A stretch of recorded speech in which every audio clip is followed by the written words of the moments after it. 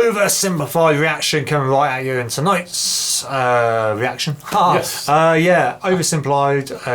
Yeah, the war of the bucket. That's what I was trying to say. The war Anyway, of the bucket. I have not got a clue what the war of the bucket is about. I was going to Google it, but I thought I'd just go in there. Belonging to Italy, apparently. We've got that on the screen right now, so we know it's somewhere about there. Medieval times as well. We know it's something to do with medieval. It certainly is. So yeah, we knew more than we thought, Kevin. I think we're near the end of our journey of Oversimplified. Might have a couple more to react to, so be sure to subscribe anyway.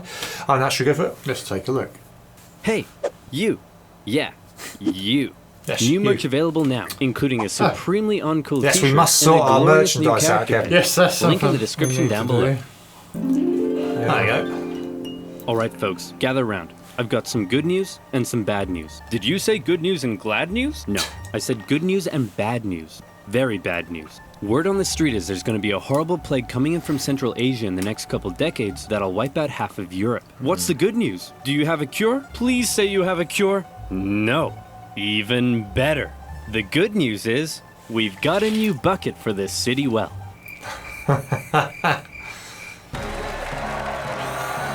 Fresh water. That's true.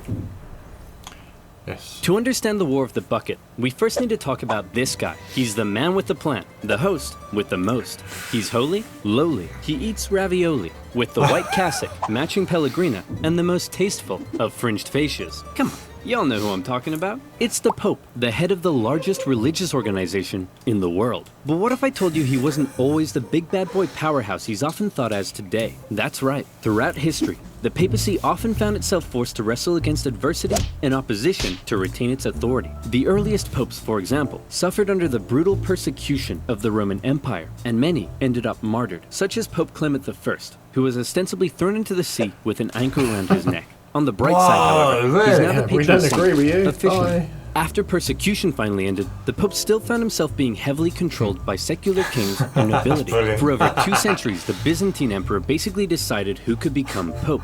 Then came a real low point, during what has been called the Dark Age, a period where noblewomen controlled the Pope through, how should I put this, feminine charm. It was around here that one infamous Pope, John XII, took office. This bad boy would hold, how should I put this, naughty no-clothes parties in the Lateran Palace. Right, yeah. And apparently, this would even happen. Come on, Zeus, give me a 6. Did I say Zeus? I meant Thor. Ra, the Egyptian sun god? Dang it, who is it we worship? Perhaps you should read this, Your Holiness.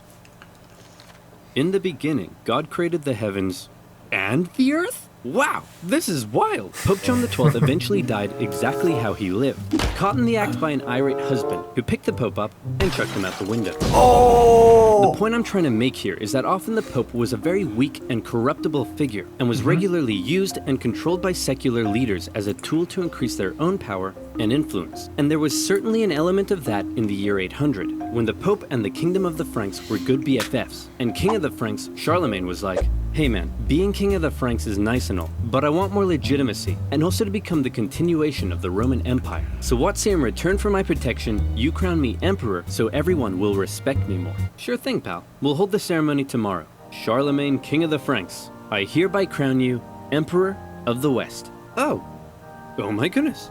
I was not expecting this at all. What a surprise. I simply cannot accept. Oh. Okay then, I guess I'll just put this back over here. Give me that crown! Charlemagne's crowning as emperor was certainly an historic moment, but it also created a bit of an interesting problem. It set the precedent that from here on out, only the Pope could crown an emperor, but the Pope was also very much under the influence and control of Charlemagne. So who really held the power here? The Pope or the Emperor? The Pope. I'm sure that this conflict won't cause anyone to die. Bishop of Freising, we want to thank you once again for visiting our wonderful city. It's been an honor. The pleasure is all mine, and what a wonderful tour it's been. I've seen the city walls, I've seen the towers, nothing could top that. Oh, couldn't it? Because we saved the best for last. Ta-da! Yes, that's very interesting. I thought you were going to stick him down the Isn't it the greatest well. thing you've ever seen? Well, I mean, it is just a bucket. Get him out of here!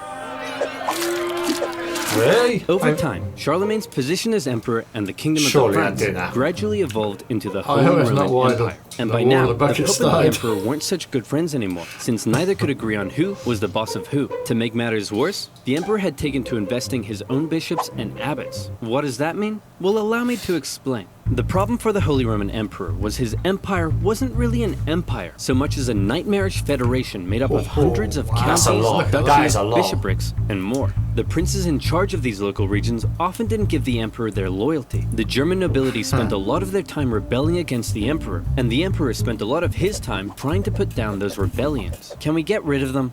Who? All the nobility. Get rid of them and pick new ones who are loyal to me. You can't just remove noble families from their territory. Please? Aw, okay, how about this? Some of those territories are ruled by bishops and abbots, and as Holy Roman Emperor, considered by many to be the deputy of Jesus Christ himself, perhaps you can choose who gets to become bishop and abbot. Yay! Now it's time to turn out the lights and go to sleep. Okay, I love you. Okay, good night. Say it back. And so it was. The emperor invested his own family and loyal followers into powerful church positions, and thereby was able to increase his own power and authority. Not only that, but the emperor and other nobility were also engaging in something called simony. That's when someone would come along and say, hey, I want to become a bishop and get all the personal riches that come with the position. Perhaps we could come to some kind of arrangement. That's right. Church positions Pay were them off actually being for sold to power. the highest bidder. And let me tell you, they probably didn't come cheap. It's going to cost you a lot more than this. I don't think so. I've got a promo code. And speaking of promo codes, do you like free money? I They know I cleverly do. wax I them in there. really like It it. does. And that's why I use Honey. Honey! is a We've seen free Honey browser before. extension Yeah. that Still haven't used it, automatically but, yeah, finds I've the seen best it. promo codes No, whenever you shop I got online. the extension, For free. but it's This never- you means you haven't always used that, get the have you? best No, deals nothing's come without up even with it. trying. On over 20,000 sites like Amazon, eBay, ASOS, and more. For example, here I am buying 7 pizzas after a long day of animating. It's currently costing me $130. Oh, hello, honey. You have a voucher for me, you say? All I have to do is click, you say? Nice. I saved $31.78, and all I did was click. There is absolutely no reason not to use Honey for everything you buy online. There you go. It's free Go check and out literally Honey takes with 2 clicks to OverSimplified. install. Help 'em Get out. Honey for free Yeah, at we don't get anything out. joinhoney.com/oversimplified. That's Then where were we? Oh, yeah. joinhoney.com/oversimplified. And as Bishops. always, by using my links, you'll be supporting my channel. So thank you. Now where were we? Oh yeah. Investing bishops and abbots, selling church positions, authority, and power. Wait a minute. This is depravity. The purpose of the church isn't for him to increase his own authority and power. It's for me to increase my own authority and power. Ah. What about Jesus, Your Holiness? What? I thought the purpose of the church was to spread the good message of Jesus Christ. How drunk are you? Very. All right, the results for the election of Chief Magistrate are in. Giovanni Kablami, 1%. Spaghetti Jeff, 2%. And the bucket, 1 trillion%. Around the year 1050, a series of reformist popes came along, and they said enough was enough. They wanted to stop the emperor from abusing the church and investing his own church officials. How are you going to stop me so long as I have control over who becomes pope? Remember the circular power division? If you try to stop me, I'll just depose you and pick someone else. Oh no, I've contracted tuberculosis. And just like that, the emperor was dead. His 6-year-old son, Henry IV. Do you reckon it was actually tuberculosis, or do you think something else was going on there? Well, I know sort of virus and things are sort of rife around there, and then there's not true. many cures for things, so it could have well been. Especially in the medieval times. But yeah. that was kind of a sense of irony, because like he got administered so he could then choose who was the pope. I know what you mean. Sort of history is sort of just wrote down, so somebody could just say, "Oh, I'll just say he died from that," and yeah, maybe it's something we may never know. Slice his throat and then dig a hole and put him in it. Done. Convenient timing. Yeah, it certainly was. Took over. And as we all know, child emperors equal opportunity. The church had an opening to take back control Who's of the gonna try papacy. and- yeah, Hey, he's man, gonna take I hope you over. don't mind, but we're changing the rules so that only the church cardinals can elect the pope, and you no longer have any say in the matter. You know, if that's cool with you. I peed my pants. Okay, great talk. Then, with the position of the Pope a little more secure, he held a big meeting where he drew up a big list of all the reforms and new powers he was giving himself. And it included some pretty gnarly stuff. Okay, first, I have the power to depose emperors. Everyone cool with that? Yeah? Let's see. Only I can depose or reinstate bishops. Yeah? Alright. No one can judge me. All princes shall only kiss my feet. Only my name shall be spoken in the churches. My name is the only name in the world. Okay, I think you're done. These were all some pretty radical powers the Pope was giving himself, and with these reforms, the Pope was basically telling the Emperor, you no longer have the right to choose your own bishops and abbots. Only I can list. do that. When the Emperor, now a full-grown man, heard the news, he was furious. What? This is madness! Who does this guy think he is? I'm the Emperor, for goodness sake. He can't tell me what to do. I'll invest my own bishops and abbots if I want to, and this rapscallion can go right to heck! I peed my pants again! The whole conflict escalated when Henry IV went to the Pope and said, hey, guess what, sucker? You're deposed. Oh. Wait a minute. I'm the Pope. You can't depose me. You're deposed. Oh. Wait a minute, I'm the Emperor. You can't depose me. You're deposed.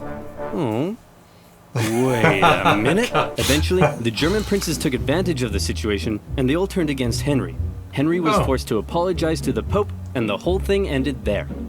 Except it didn't. No, I was going to say, that'd be too known easy. today as the investiture controversy, would continue on for centuries as popes and emperors engaged in a power struggle over the emperor choosing his own church officials.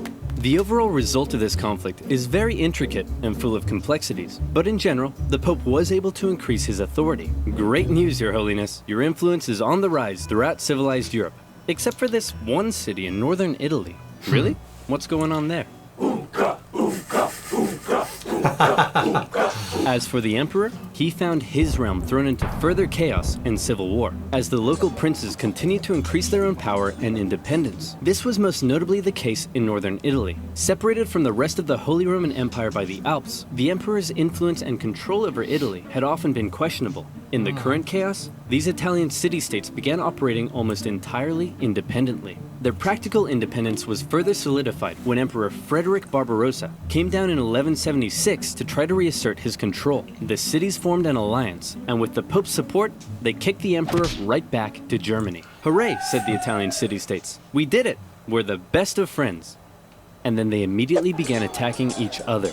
Why? What? Well, this whole Pope versus Emperor thing, in Italy at least, had infiltrated society to its very core. Across Italy, families and cities were torn between two opposing sides. On one side, the Guelphs, who supported the Pope's cause. On the other, the Ghibellines, who supported the Emperor. These two sides struggled for control as Guelph cities battled against Ghibelline ones. As usual, personal interest played a pretty big role, as pro-Pope Guelph cities tended to be rich mercantile ones who didn't like the Emperor's taxes. Emperors supporting Ghibellines, on the other hand, were often agricultural, where the expanding papal states were a larger threat. These cities would sometimes even switch sides depending who was in charge and their ever-changing personal interests. In some cities, brutal fighting broke out in the streets as opposing families fought for control. At times, the conflict became so tribal that the differences between the two sides were just downright silly. My love, I can't bear it. We must be together. But how can we? My Ghibelline family wears feathers on the left side of their caps, and your Guelph family wears them on the right. My Ghibelline family cuts fruit straight down, and your Guelph family cuts fruit crosswise. These are arbitrary differences. We shouldn't let them tear us apart. We can be together no matter what our families think. No, but you Wonderful can't. news. Let's make a toast to our love. I'll drink from my Ghibelline smooth goblet, and I shall drink from my Guelph chaste goblet. Get out of my sight, you dirty Pope-loving wench. Two city-states in particular that got caught in a long-standing rivalry was the Emperor supporting Modena and the Pope supporting, bucket-loving, Bologna. These two cities had bad blood between them, as they had already fought against each other on a number of occasions. In 1249, the two sides took part in the Battle of Fasolta, after which the victorious Bolognese launched a live donkey into Modena to humiliate them. No, For decades after can you that, the two imagine sides that? would occasionally very take nice, little the day donkey. trips into each other's territory and mess things about a bit.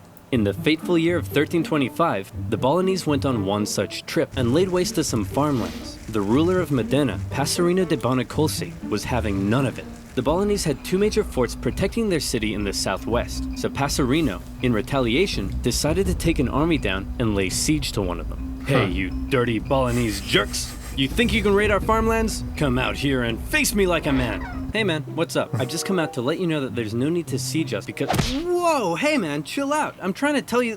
Whoa, stop doing that. I'm trying to tell you I'm actually secretly sympathetic to the Imperial cause and I want to willingly hand the fort over to you. Oh. Really? Okay. Give it that easy. Dude, what was that for? For betraying your people. And this is for joining mine. Mwah. The Balinese were pretty unhappy to lose one of their main defensive forts, but to make matters worse, then this happened. Hey, No, wait the a minute. bucket's gone. Where's the bucket? Oh no, it's gone. Those Modenese must have taken it. We'll make them pay. This is unacceptable. They may take our lives. They may take our fort, but they will never take our bucket. Oh wait, here it is. I found it, guys. It's right here. Phew. Could you imagine if we started a war over that? That would have been really stupid, and there'd probably be a billion videos about it on YouTube one day. Right, hang on.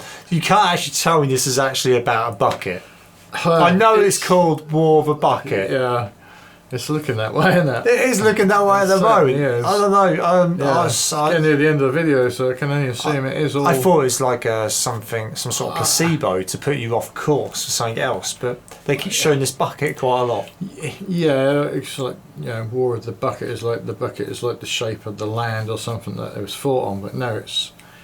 I mean, unless he's just winding us up with a bucket. Although we're going to find out in a minute. We ain't got that long left to go either. Goodness, it never actually happened. That's right. The famous story you may know about the War of the Bucket, that the war started because Modena stole Bologna's bucket, doesn't actually seem to be quite right. I was surprised to find that the bucket was likely not actually stolen at the start of the war. And at this point, I want to thank and give a big shout out to fellow history YouTuber M. Laser. He's the one guy I found who actually translated a fantastic original Italian source. Now you know where he gets some of his material from. In my own research. He does really well researched and in-depth videos, and definitely deserves way more subscribers. So please head on over and check him out. The real reason Bologna seems to have declared war on Modena is simply that they both hated each other, supported opposing factions, the Pope had called on Guelph cities to attack Passerino, and Bologna wanted its fort back. And they were gonna get it back. Bologna had a large force, much larger than what Modena could muster up, so they felt pretty confident. They sent half their force to lay siege and take back the fort, and the other half took defensive positions to prevent the Modenese from crossing the river. The smaller Modenese force were struggling to find a place to cross, so one night they were like, "Hey guys, look out, we're attacking way up here in the north. Better move your troops." Oh, would you look at that?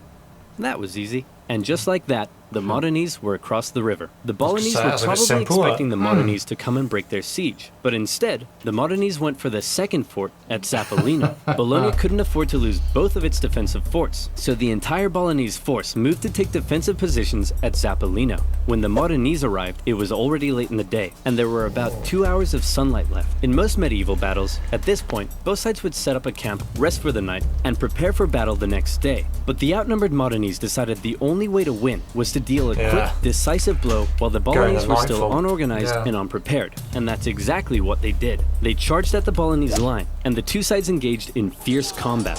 Then the sneaky Modenese pulled what must be the most predictable, yet somehow consistently surprising move in medieval warfare. They sent the cavalry around the side and hit them from behind. Bing bang bong. The Balinese went on the run. With casualties in the thousands, Modena had won, and the Modenese cavalry chased the Balinese cavalry all the way back to the city. After Modena's victory, they went on a tour of the Balinese countryside, burning some stuff down along the way. When they reached the city itself, instead of laying siege, they set up a camp and basically held a massive party for 3 days. The defeated Balinese could only sit back and watch. As the Modenese force began packing up and getting ready to leave, they noticed something. Oh my gosh. Hey, check this out. No way. Are you kidding me? They're still using traditional wells. Hey, you dumb Balinese. Ever heard of an artesian well? You can't even get water out of the ground without using a stupid bucket. It's not a stupid bucket. It's a wonderful bucket. Yeah, whatever, bucket boy. We're taking this with us. You're not gonna be happy. So Modena stole Bologna's bucket and put it up on display in their cathedral, eventually moving it to the city hall, where it remains on display to this day. The two cities came to a peace settlement a few months later. Bologna would have to pay heavy war reparations, and in exchange, Modena would return all conquered territories. Modena kept the bucket. Despite being one of the bloodiest battles in medieval Italian history, It didn't really change anything, except now Modena had Bologna's bucket. As for the larger power struggle between the Pope and the Holy Roman Emperor, that would continue on for some time and played a part in many major events of medieval history, such as the Crusades, the Protestant Reformation, eventually leading to the general separation of church and state we see in Europe today. So there you have it. We learnt about the Pope and the Holy Roman Emperor, the investiture controversy, and finally, the War of the Bucket. It's been a long day, and it's time to turn out the lights and go to sleep. Okay, I love you. Okay, good night. Say it back!